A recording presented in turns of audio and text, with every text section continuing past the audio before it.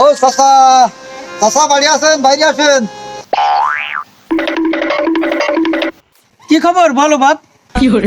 চাচা, আমার ভাইস্তে বিয়ে দিলাম, তো বউ ভাতের অনুষ্ঠানে কাঠ থাকলে সময় মতো চল যে।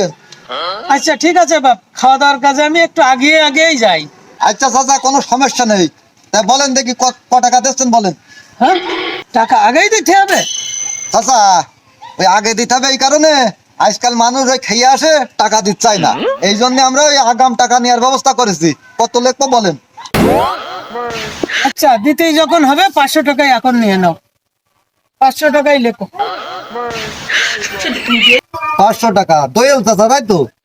দোয়েল চাচা, চাচা আপনি 500 টাকা দিয়েছেন, আপনি পাবেন 1 পিস গরুর মাংস, 2 পিস পোল্ট্রির মাংস, হালকা লম্বা ডাল, 2 গ্লাস পানি, সাথে লবণ ফ্রি। ঠিক আছে? ও চাচা, ভালো কথা, আপনি যাওয়ার সময় একটা পার্টি নিয়ে যেন, কারণ ওই 500 টাকায় টেবিল চেয়ারে বসে খাওয়ার কায়দা নেই। ঠিক আছে? আমি পারি না আর পারি না।